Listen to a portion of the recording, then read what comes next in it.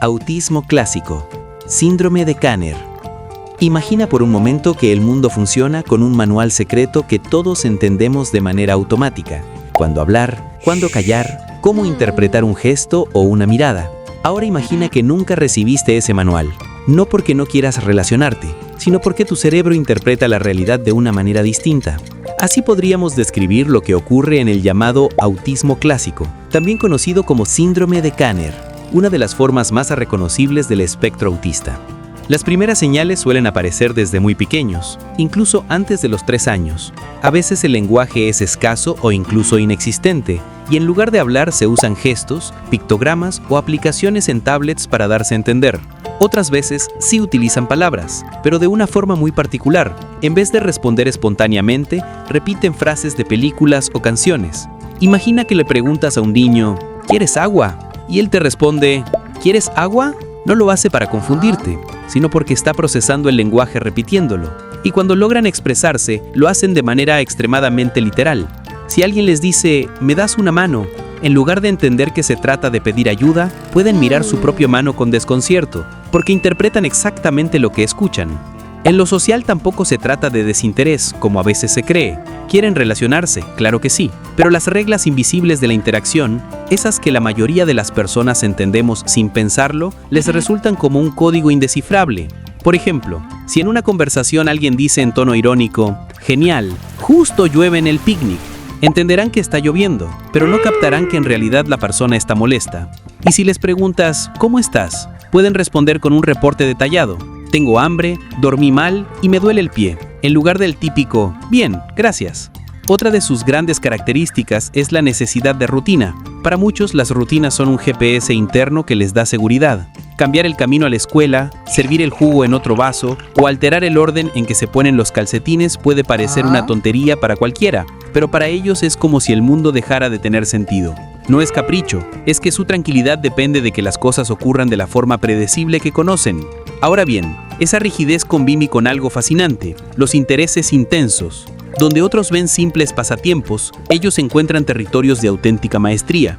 Pueden pasarse horas estudiando dinosaurios, planetas, horarios de trenes o incluso la historia completa de un equipo de fútbol. Y lo sorprendente es la profundidad con la que investigan. Un adulto con autismo clásico, por ejemplo, podría recitar de memoria todas las estaciones del metro de Madrid, con sus fechas de inauguración, aunque quizá no entienda del todo por qué alguien se emociona al ver una película romántica. A esto se suma que el mundo sensorial también se percibe distinto. Un sonido que para ti es apenas un zumbido de ventilador, para ellos puede ser un ruido insoportable. Una etiqueta en la ropa que a ti te resulta insignificante puede sentirse como una lija rozando la piel. Y si hablamos de sabores o texturas, hay quienes aceptan solo ciertos alimentos, porque cualquier variación se convierte en un reto para sus sentidos. En medio de todo esto suelen aparecer conductas repetitivas como balancearse, aletear con las manos o alinear objetos. No son manías sin sentido, son formas de autorregularse, de encontrar calma en un entorno que muchas veces los abruma.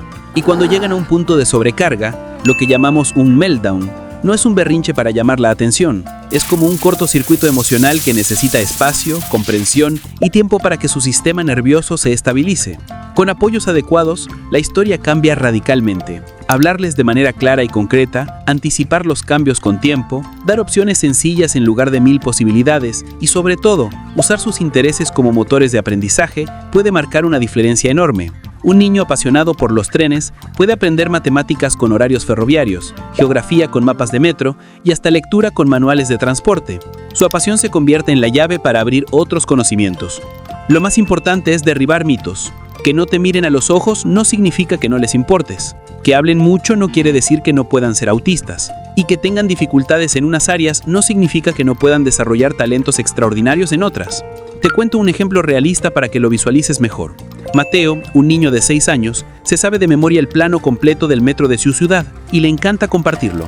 En el recreo, en lugar de jugar de manera caótica como el resto, prefiere ordenar fichas por colores. Si alguien interrumpe ese orden, se pone nervioso, pero su profesora ha encontrado una solución.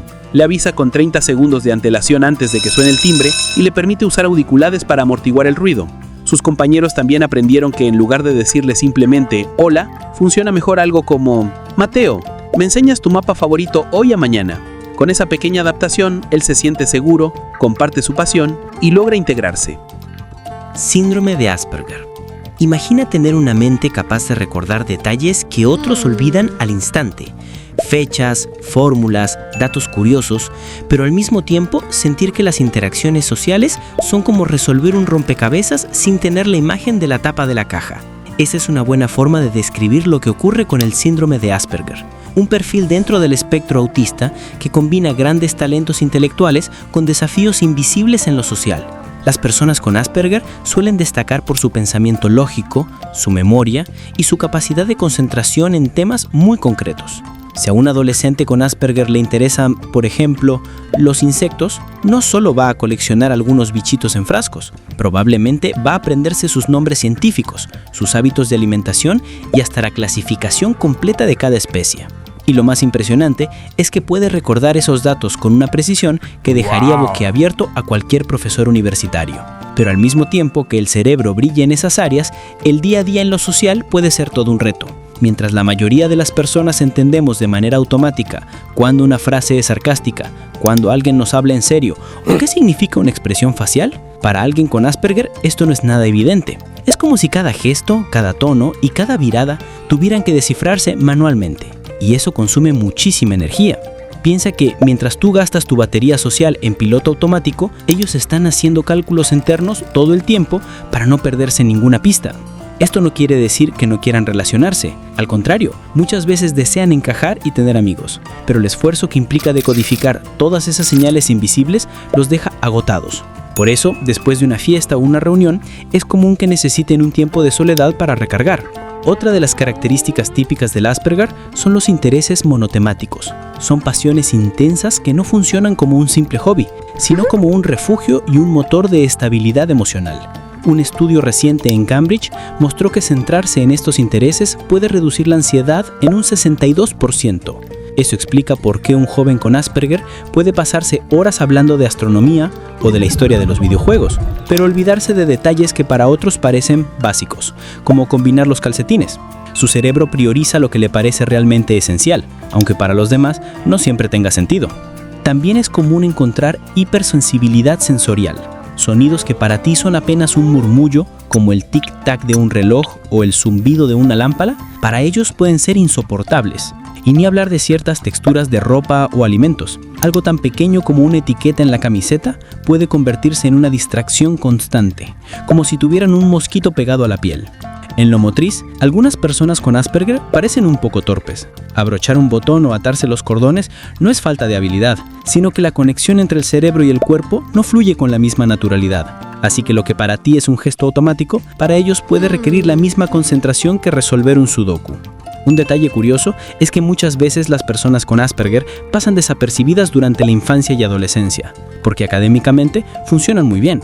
Son esos estudiantes que sacan buenas notas, pero que al mismo tiempo sienten que socialmente son como extraterrestres observando a los humanos. Esa sensación de ser diferentes, sin entender por qué, hace que muchos recién reciban un diagnóstico ya en la adultez. La buena noticia es que con simples adaptaciones todo cambia. Hablarles de forma clara, sin metáforas ni rodeos, anticipar cambios en la rutina, respetar sus tiempos de descanso y sobre todo valorar sus intereses en lugar de minimizarlos. Permite que su forma de pensar brille. Y vaya que brilla. El mismo cerebro que puede no entender un chiste al vuelo es capaz de detectar patrones en datos complejos que nadie más ve. Como dijo Temple Grandin, una de las voces más reconocidas dentro del espectro, el mundo necesita todo tipo de cerebros, y el Asperger es una prueba maravillosa de ello. Personas que piensan distinto, que aportan originalidad y precisión, y que nos recuerdan que la diversidad intelectual es una de las mayores riquezas que podemos tener como sociedad. PDA. Evitación patológica de la demanda, más conocida como PDA por sus siglas en inglés. Imagina que cada vez que alguien te pide algo, desde lo más simple como ponte los zapatos, hasta lo más cotidiano como ven a cenar, tu cerebro no lo recibe como una simple instrucción, sino como una amenaza. Como si ese pedido fuera una invasión directa a tu libertad. Eso es lo que sienten las personas con PDA. No es rebeldía, no es que quieran llevar la contraria porque sí, sino que su sistema nervioso reacciona con ansiedad inmediata, como si encendiera la alarma de peligro. Pensemos en un ejemplo muy gráfico. Tú le dices a un niño con PDA, es hora de bañarse, Para él, esa frase puede generar la misma angustia que a cualquier otra persona le daría encontrarse con un león en medio de la selva. Así de intenso se siente. Y lo curioso es que no importa si la demanda es grande o pequeña. Incluso algo positivo como un regalo sorpresa puede provocar rechazo, porque lo experimentan como una expectativa externa que los presiona. Pero aquí viene lo interesante. Cuando esas mismas acciones parten de su propia iniciativa, la cosa cambia por completo. Es decir, si nadie les pidió nada, pueden dedicar horas a investigar un tema que les apasiona, ayudar espontáneamente a alguien o incluso cumplir con tareas complejas sin problema. La clave está en cómo se presenta la situación. Por eso, en lugar de dar órdenes directas, suele funcionar mucho mejor ofrecer opciones. Por ejemplo, ¿prefieres hacer los deberes antes o después de merendar? O transformar la demanda en un desafío personal. A ver si eres capaz de terminar este puzzle antes que yo. De esa manera, la persona siente que mantiene el control sobre sus decisiones y la ansiedad baja considerablemente. Algo que confunde a muchos es que, a diferencia de otros perfiles del espectro, donde la interacción social puede ser complicada, quienes tienen PDA a veces parecen muy hábiles socialmente, incluso carismáticos. Pueden tener buena conversación, captar atenciones o parecer muy integrados. Pero ojo, esa habilidad suele ser fruto de un esfuerzo consciente, como si estuvieran actuando un papel para manejar mejor la situación. Por dentro, lo que sienten es incomodidad y tensión, porque cada interacción es un recordatorio de las expectativas externas que los rodean. El gran malentendido es que el mundo muchas veces los juzga como difíciles, manipuladores o desafiantes. Y la realidad es que lo que están haciendo es protegerse de una angustia que no eligieron sentir.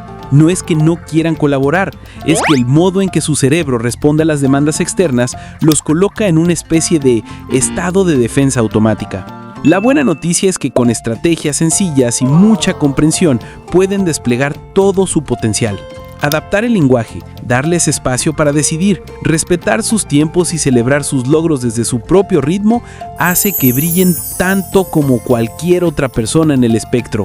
En definitiva, la PDA nos recuerda que no siempre vemos lo que ocurre en la superficie. Detrás de lo que parece resistencia, hay un sistema nervioso en alerta intentando mantener el control. Y cuando entendemos eso, cambiamos el juicio por empatía y la relación se transforma. CDD, trastorno desintegrativo infantil.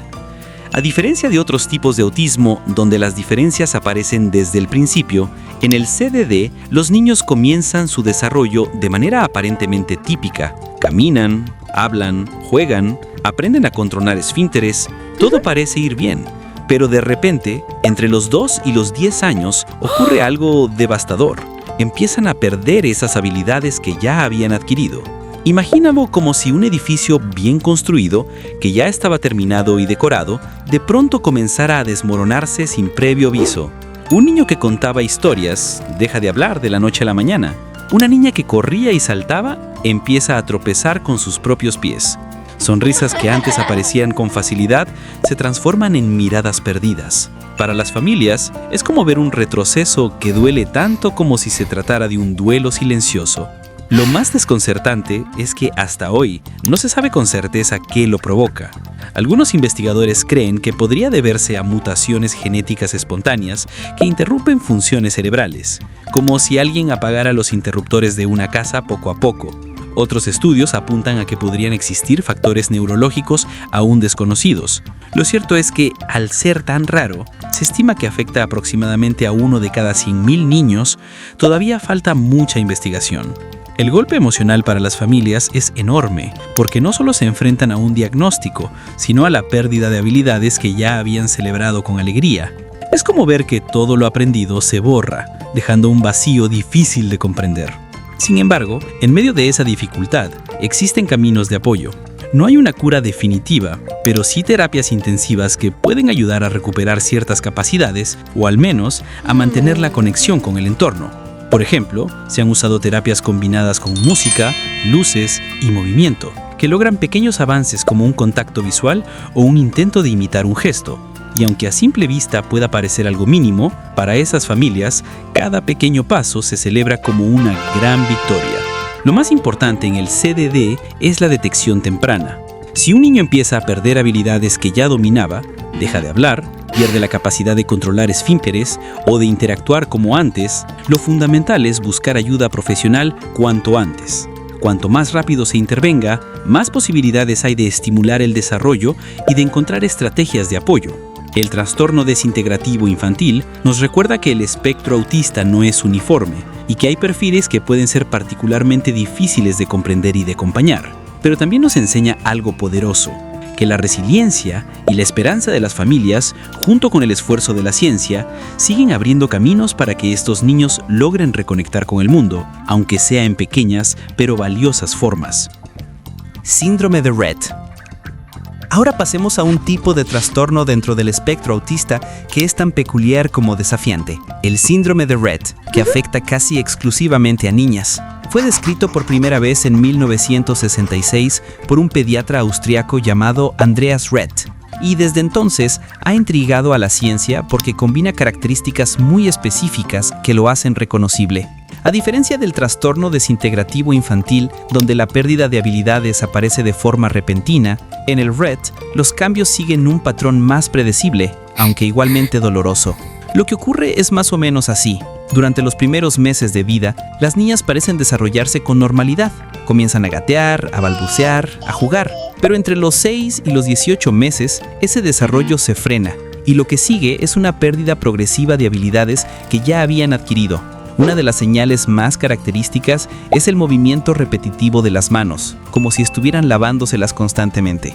Además, suelen aparecer problemas respiratorios curiosos, como episodios de hiperventilación o momentos en que contienen la respiración sin razón aparente.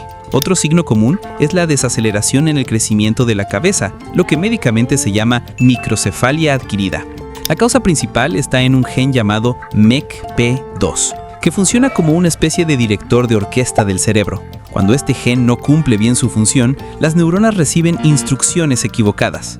Es como si una sinfonía entera intentara tocar con partituras mal escritas. El resultado es desordenado, aunque la música original sigue existiendo en algún lugar. Lo impresionante del Rett es que, aunque el cuerpo traicione a estas niñas, su comprensión muchas veces permanece intacta. Muchas logran comunicarse con la mirada o a través de dispositivos especiales, y cuando lo hacen, nos damos cuenta de que detrás de esos movimientos involuntarios sigue habiendo una mente consciente, activa, con ganas de conectar. Las terapias juegan un papel enorme aquí.